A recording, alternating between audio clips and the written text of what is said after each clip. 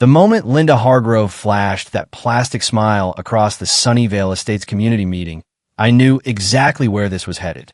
I'd seen that look before, back when I was the only woman at the original developer's table 15 years ago, sketching out every ridiculous covenant while the men nodded like I was just there to fetch coffee. "We'll let Brad handle the transition," she announced, voice syrupy sweet like she was passing out lemonade at a block party. And just like that, 15 years of drafting bylaws, negotiating vendor contracts, building the resident portal from scratch, and keeping this HOA machine humming through every petty complaint got erased with one casual sentence. I didn't flinch. That's the beauty of being underestimated for a decade and a half in suburbia. You learn to smile while mentally lighting the fuse under the whole manicured facade. Before I drag you deeper into this HOA Karen nightmare, if you're one of those 97% scrolling without hitting subscribe, do it now and smash that like button. Stories like this only stay alive when real homeowners share them. Now, back to the day Sunnyvale Estates learned the hard way that perfect lawns hide ugly power trips. They all thought I was just good old Sarah Thompson, the quiet widow on Maple Lane who showed up to every meeting with homemade cookies and never raised her voice. They had no clue I'd kept the heart of the entire association running through my own LLC, Concord Community Management, renewed every 4 years under the original master agreement that Linda and her cronies never bothered to read because, well, I never shoved it in their faces. The first developer had. I'd authored every clause on my own time years before the first house even broke ground. When they needed the system fast and cheap, I offered a clean structure, licensed the core enforcement engine, and promised seamless integration. Over time, they forgot. I didn't. Every Thursday, I ran the sinks so smooth the violation database practically set the neighborhood clocks. Residents tapped in through the app to whine about a neighbor's flag being 2 inches too high. The landscaping crew got their marching orders. Security cameras logged every illegal pink flamingo. Finance pulled dues automatically. I spoke calmly, never loudly. I made my points with bulletproof logic instead of the buzzwords Linda loved throwing around like community standards and zero tolerance. Because I didn't need a posture. I was the system. Not just the code, the contracts, the update schedules, the escrow keys, the renewal logs, everything tied straight back to Concord. That week, though, I saw the ping on my private dev dashboard. Cloned API call, foreign IP, but inside the HOA network. My watermark lit up on a permissions duplication attempt. Not some bored resident changing their password, but a full role clone. That wasn't accidental. That was someone trying to hand root access to Brad, Linda's golden boy nephew she'd been parading around like he'd invented grass seed. He'd been lurking in the community center, helping for weeks.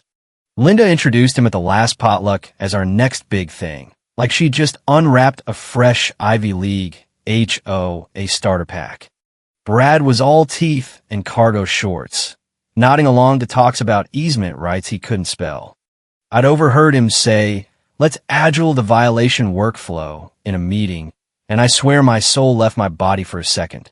The ping should have set off sirens. It didn't. I let it sit there like a perfectly placed decoy. Because here's the part Linda forgot. You don't just hand over a legacy HOA system and pray the fines keep flowing. You transition power properly. And if you don't, the system rejects the transplant like a bad kidney. At home that night, I didn't rage. I archived a fresh copy of the Master Services Agreement, Clause 18, be glowing on my screen, and emailed it to myself with a timestamp and hash. Plain English for once. Any attempt to assume ownership or primary control of Concord licensed infrastructure without documented full board approval shall constitute a material breach, trigger immediate SLA termination, and enforce full escrow reversion. I wrote that clause 15 years ago. Every single board member, including Linda back when she was just a loudmouth newcomer, had signed it. Every renewal, every audit. And now she wanted to hand the keys to a guy whose biggest qualification was, "My aunt says he's great with spreadsheets." I didn't argue at the meeting. I didn't warn. I just sat there sipping my iced tea while Linda paced in her pastel blazer, gesturing like she was revealing the second coming of neighborhood perfection. Sarah's done such a wonderful job keeping things running behind the scenes, she cooed. But it's time we empower the next generation with fresh energy. Brad will be taking over administrative controls effective immediately. Should be completely smooth. Smooth. She actually said that word like I was supposed to hand over 15 years of intellectual property to a dude who still pronounced covenant like it was a new energy drink. Linda didn't even ask if I was okay with it. She assumed I was just another cog on a volunteer roster. She'd forgotten where the whole damn association originated. Forgotten who wrote the rules that let her find people for Christmas lights still up in February. Forgotten why Concord Community Management even existed in the first place. She smiled like this was some generous retirement gift. You've been such a team player, Sarah. I didn't correct her. Didn't remind her that her little empowerment plan violated every binding paragraph in the infrastructure agreement the original board had locked in after the first big lawsuit. Didn't mention that the violation tracking app residents used to snitch on each other, the automated payment portal that kept the pool chlorinated, the predictive maintenance engine that scheduled lawn crews before dandelions dared appear. All of it licensed straight through me. Clause 18B isn't light reading, but it's ironclad. Any reassignment of admin controls or migration attempts requires full board documentation and 2 independent legal reviews. No approval? SLA suspended. Asset control reverts to Concord. You know who wrote that? Me. So when Linda said, Brad will take over, I just smiled back. Not because I agreed, but because it no longer mattered. I walked out of the community center without another word. And the second I was out of sight, I exhaled, not from stress, from pure containment. I'd been underestimated so long I'd learned how to weaponize silence better than any HOA enforcement letter. That evening, I pulled the latest service renewal packet from my offsite safe and attached Clause 18B to a clean email address I alone controlled. I ran it through timestamp validation and encrypted the chain. Subject line, activation readiness. No one in Sunnyvale Estates had any idea I was doing it. And here's the delicious part. No one had asked how the systems were wired to Concord in years. That was the beauty of staying quiet. They forgot I was the one holding every digital leash on their precious standards. Linda fired off a follow-up email at 9:47 p.m. Thanks again for being so flexible. Sarah, Brad's thrilled. Let's set a timeline for the admin credential handoff tomorrow. I didn't reply. Meanwhile, Brad started posting in the neighborhood Facebook group about modernizing HOA operations and tagged me in a screenshot of the violation dashboard I designed. My original layout, my headers, my watermark conveniently cropped. By morning, the ping rate on my monitoring node had tripled. They were already poking around permissions. Brad had zero clue what he'd just stepped in. And Linda still thought she'd won the suburban power lottery. Brad strutted into the community center the next afternoon like he owned the place. Khakis too tight, polo shirt too smug. Energy way too loud for a room that ran on quiet spreadsheets and passive-aggressive notes. I was already logged into my private console, reviewing logs, verifying every pin I needed to pull was in place. He dropped a protein shake on the table like it was some kind of peace offering. Ready for the big handoff, Sarah? He asked, leaning back with the kind of confidence that only comes from never having read a single contract in your life. Behind him in the window reflection, Linda stood, arms folded, wearing that slow, arrogant grin like she'd just orchestrated the HOA coup of the century. I could practically hear her internal monologue. Look how gracefully she's taking this. What a team player. How mature. I looked up slowly, let the silence stretch just long enough to make them uncomfortable. Then I smiled, not wide, just enough. Actually, I'm here to decommission my assets. The protein shake froze halfway to his mouth. Brad blinked. Linda took one sharp step forward. Excuse me. I typed a single command into the Concord console. My personal vault, not the HOA's, not shared, not searchable. A vault that ran straight through the infrastructure agreement nobody had opened since the last big audit. On screen, confirmation stacked in neat green rows. External admin access revoked. Infrastructure runtime keys expired. Licensing token invalidated per SLA, Clause 18B. Service layer offline. Across Sunnyvale Estates, the lights didn't just flicker. They started failing in the most hilariously perfect way. The resident app everyone used to report violations went dark mid-screenshot. The automated violation camera on Oak Street that had ticketed misses. Jenkins for one dandelion last week suddenly showed access denied. Pool access cards stopped working at the gate. Residents standing there in swimsuits banging on the keypad like it owed them money. Landscaping crews got bounced from the payment portal. Their trucks idled at the entrance while perfectly edged lawns began their slow rebellion toward jungle status. Even the security gates at the front entrance started glitching. Half the neighborhood locked out, the other half stuck inside like a bad sitcom.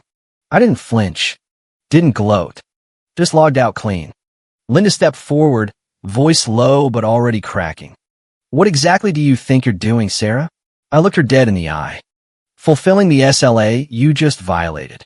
She stared like I'd pulled a hidden HOA bylaw out of thin air. "You can't just—" "I can." And I did. You tried to reassign licensed assets without full board approval or mutual sign-off. That triggers termination. The agreement is public record. Not my fault nobody bothered to read past page 3. Brad stammered, face turning the exact shade of the no-soliciting signs he loved enforcing. "So what? You're going to shut everything down?" "No," I said calmly. "You shut yourselves down. I'm just executing the logic you already signed."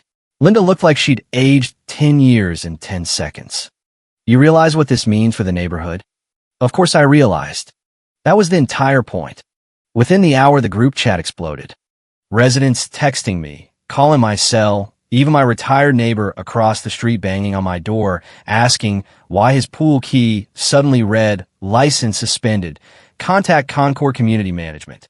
Legal emails started pinging my inbox with urgent. Contract breach in all caps. Brad stood next to the dead admin terminal, looking like a kid who just realized the Wi-Fi password changed forever. But me? I was already gone, walking past the vending machines, through the quiet hallway, past Linda's glass-walled president's office, and out into the warm afternoon air with zero regrets. Not rage, not vengeance. Just pure, clean release. I'd spent 15 years building something only I truly understood. Now they'd spend the next 15 figuring out exactly what it cost to forget the woman who wrote the rules. By 10:06 a.m., the next morning, Sunnyvale Estates had gone from artificial perfection to barely contained suburban meltdown, and I watched it all unfold from the coffee shop down the street with a front row window seat and a double espresso. I wasn't hiding. I just wasn't available. There's a difference. The first sign of true collapse hit the finances. The quarterly dues portal spun into a blank white screen with one lonely error. Array undefined. No payment history, no balance due, just silence where the automatic late fee machine used to live.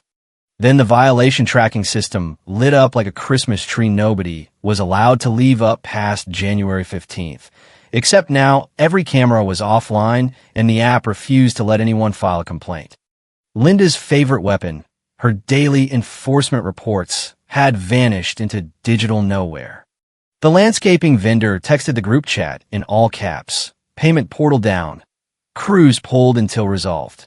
By noon, entire sections of the neighborhood looked like they'd been abandoned to nature's revenge. Grass creeping past the sacred 2-inch mark, dandelions waving like victory flags. The pool was the real kicker. Middle of July, peak summer, and the electronic gate sat there chained by software instead of metal. Kids in floaties stood outside, crying while their parents hammered the keypad like it was personally insulting them. Linda's voice could be heard half a block away screaming into her phone. "This is unacceptable. Fix it now," as if yelling at the void would magically restore licensing tokens. I sipped my coffee and smiled into my cup. The irony was chef's kiss perfect. For years, they'd weaponized every petty rule, fining people for visible trash cans, banning political flags except on approved holidays, measuring hedge heights with literal rulers, while I kept the machine running quietly in the background. Now the machine had simply walked away, and the neighborhood that prided itself on flawless order looked like a post-apocalyptic HOA experiment gone wrong.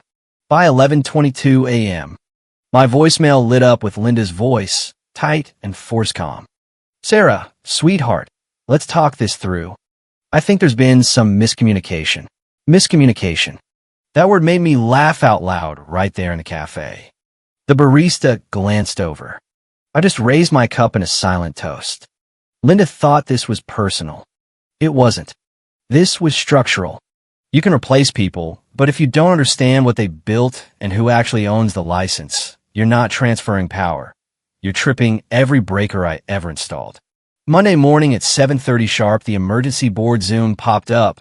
No pastries, no small talk, just 30 worried faces lit by laptop glow and panic sweat. Some board members still wore pajamas. Everyone looked exhausted, and they deserved to be. The engine that kept their little fiefdom running had gone dark, and they had no clue where the keys had vanished to. Linda opened the meeting with that same politician's smirk she always wore when things went sideways. "We're experiencing a temporary service outage across several systems. Our internal teams are investigating the root cause, likely a permissions misalignment during the recent administrative transition." A veteran board member, an older gentleman who'd actually been there when I drafted the original covenants, cut her off mid-sentence. "Is this about the Concord Community Management Agreement?" Dead silence. That one question ripped the entire stage play to shreds. Linda blinked. Legal unmuted, voice dry as the fines they could no longer issue. "I've reviewed the Master Services Agreement, specifically Section 18B. MS. Hargrove's unilateral attempt to reassign system control without full board approval triggered a material breach. The SLA has been suspended. All escrowed infrastructure is currently inaccessible without the original vendor's written consent." They didn't say my name. They didn't have to. My LLC sat on every clause, every diagram, every signed renewal. The system wasn't broken. It was protected. Brad, for once, said nothing. He just sat there like a kid who'd finally realized his aunt's special treatment came with fine print the size of the neighborhood itself. Legal kept going. This was not just an administrative oversight. It's a governance failure.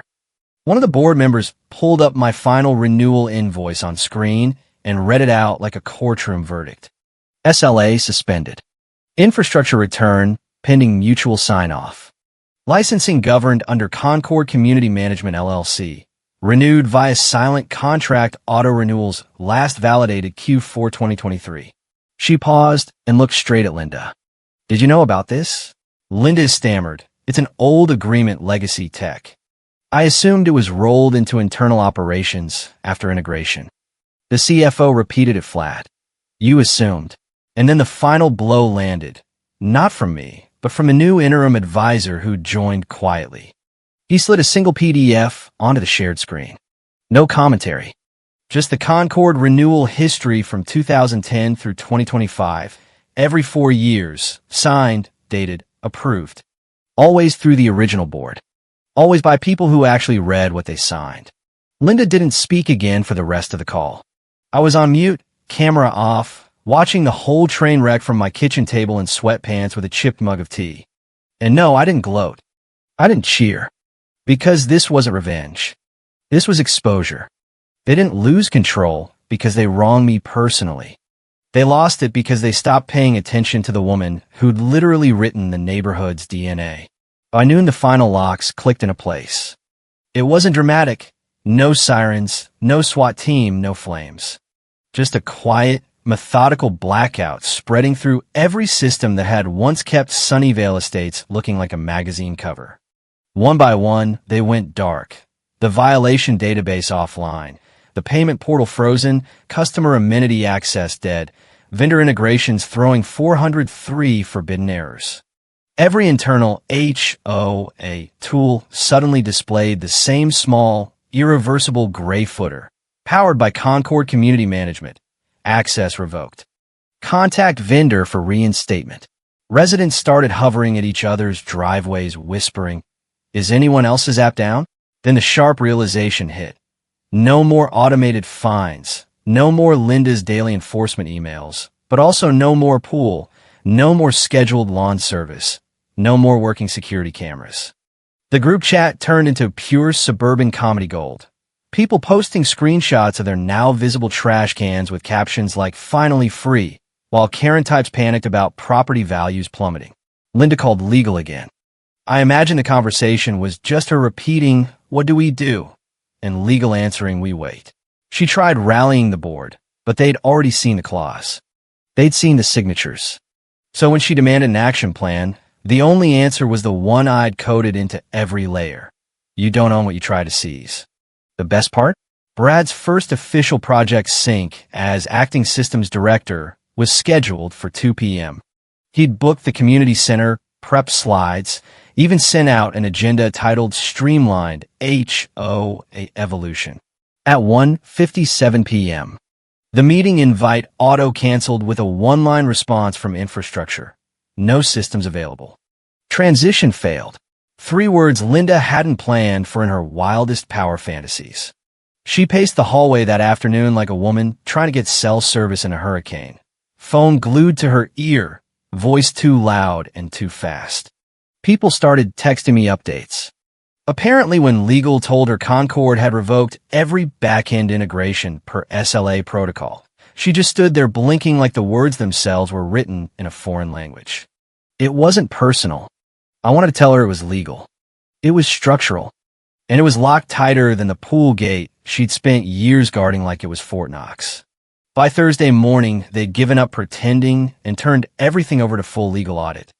3 full days of contract reviews, invoice chains, file hash verifications, and archived emails most of them hadn't touched since Brad was still in diapers.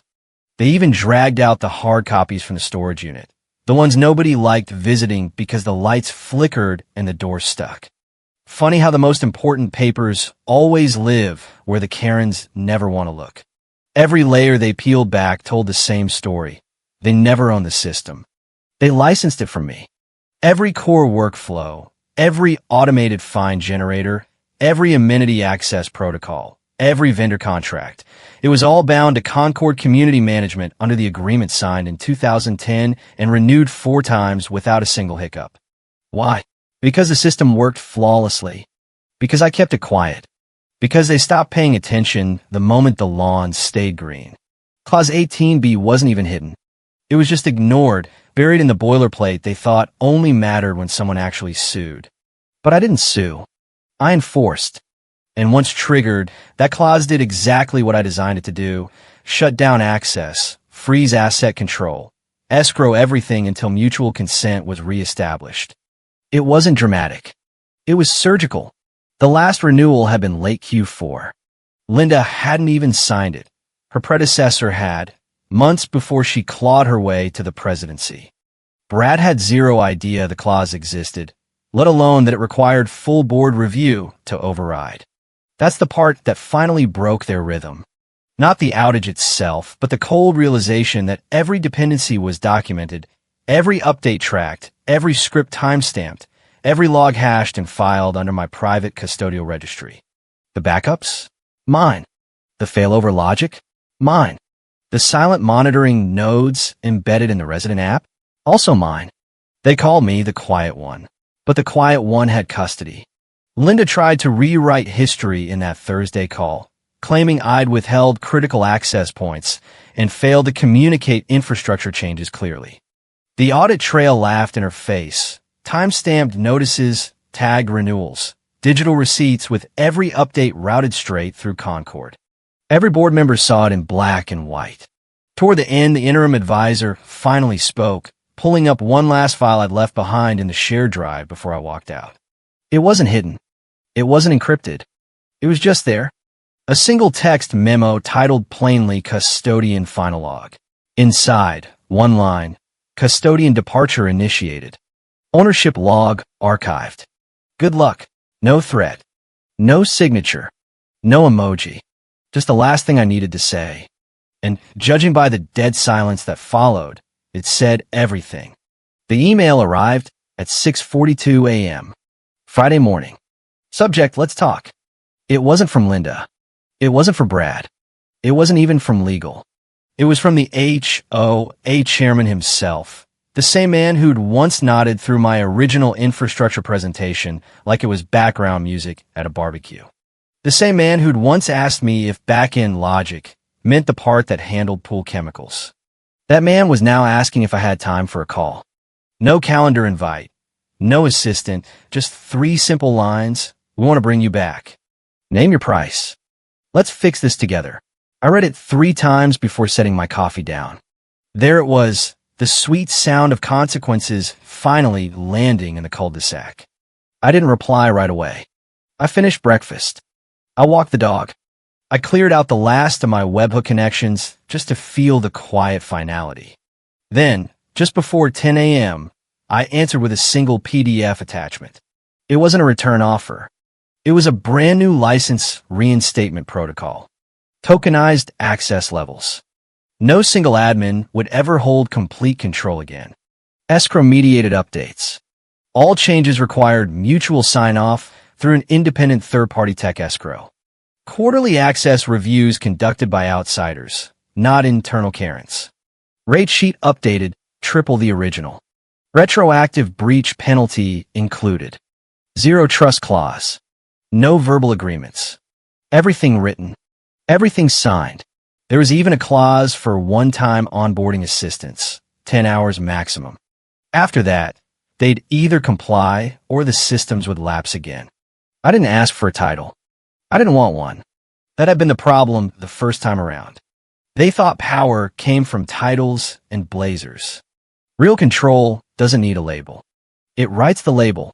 Later that afternoon, a quiet message slid into my inbox from someone in finance. No subject line. Just, FYI, Brad's new title in the system is Integration Support Analyst. I smirked. Quite the fall from acting systems director. But the real cherry on top came when I logged into the reinstated Concord admin portal, which now had 5 layers of access walls, and noticed something in the email directory. Linda's signature block had changed. No more President, Sunnyvale Estates, HOA, just her name. No title. No claim. It was as if the system itself had quietly erased her authority, one metadata field at a time. I never asked why they didn't try rebuilding everything from scratch. I already knew the answer. Even if they hired 20 consultants, they wouldn't know where the the dependencies were buried. I'd built the neighborhood like a living ecosystem, a jungle of interconnected rules and systems only I could map because I planted every seed. They wanted to act like they tamed it. But ecosystems don't respect titles or pastel blazers. They remember the hand that planted them. So no, I didn't come back as an employee. I licensed. They didn't hire me. They licensed the privilege of functioning again, with guardrails they could no longer pretend didn't exist. There was no bitterness in it, just boundaries. The systems flickered back to life late Sunday night after a full week of corporate, suburban, paralysis masked as scheduled maintenance. I didn't watch it happen in real time. I didn't need to. I'd already designed the reboot schedule, wrote the deployment protocols, and wrapped every restored asset in encryption keyed to a quarterly heartbeat. By Monday, the neighborhood was functional again. Barely. You could almost hear the collective sigh ripple through the streets. Email sending. Duas processing. The pool gate finally clicking open to relieved residents. But the silence carried weight now. The kind that lingers when people finally realize what they nearly destroyed. And then there was the new footer. It lived at the bottom of every HOA tool, every resident app, every dashboard. White background, dark gray text, unclickable, unremovable. Legal insisted on it. I had no objection. Core architecture license from Concord Community Management LLC. Renewal required every 90 days. Board override mandatory. There it was, inescapable, visible, permanent. A legal tattoo. A mirror held up to every inflated ego that once assumed ownership came with a parking spot and a president title. The annual community conference happened 2 weeks later. High profile, live streamed. Sunnyvale Estates was scheduled to speak on resilient neighborhood governance in a modern landscape. They'd planned to showcase innovations, probably let Brad stumble through buzzwords about agility and community standards. But Brad wasn't even listed anymore. Linda didn't speak either. Instead, the chairman stood on stage alone, ties slightly loosened, eyes tired enough to suggest a man who'd spent too many nights actually reading contracts for the first time. He cleared his throat, said a few words about organizational growth, unexpected dependencies, and hard-earned clarity. Then he paused, looked straight into the camera. "Never mistake quiet for powerless," he said. The crowd murmured. The moderator looked surprised. It wasn't on the teleprompter. I didn't watch it live. I got the clip in a text later that day from a former neighbor. No caption, just a video and a shrug emoji. But I watched it twice. Because in that single sentence, he finally acknowledged what none of them had understood until it was far too late. I didn't make noise. I made structure.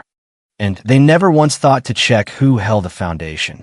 So now, every 90 days, the board has to vote just to stay online. And every quarter, my licensing email lands in their inboxes like clockwork. Not as a threat. As a reminder, control is never taken. It's only ever licensed. And in Sunnyvale Estates, the quiet homeowner still holds the only key that matters.